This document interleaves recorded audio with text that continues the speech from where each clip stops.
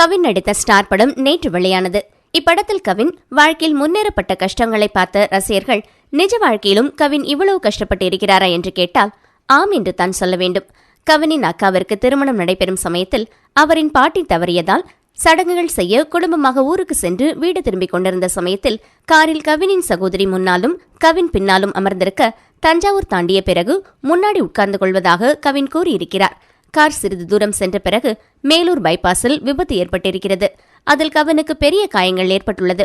குறிப்பாக அவரது கால் பாதிப்படைந்திருக்கிறது. அப்போது மருத்துவமனையில் அனுமதிக்கப்பட்டிருந்த கவினால் சகோதரியின் திருமணத்தையும் குடும்பத்தையும் நடத்த முடியாத சூழ்நிலை. அப்போது கவினின் உயிர் நண்பரான பிக்பாஸ் பிரதீப் அவருடன் இருந்து கவின் மீண்டு வருவதற்கு பிரதீப் நிறைய உதவியிருக்கிறாராம். கிட்டத்தட்ட 10 மாதம் நடக்க முடியாமல் இருந்த கவினுக்கு பிக்பாஸ் பிரதீப் ஹாஸ்பிட்டலில் இருந்து வெளியே வந்த பிறகும் அவர் குடும்பத்திற்கும் நிறைய உதவிகள் செய்திருக்கிறார்.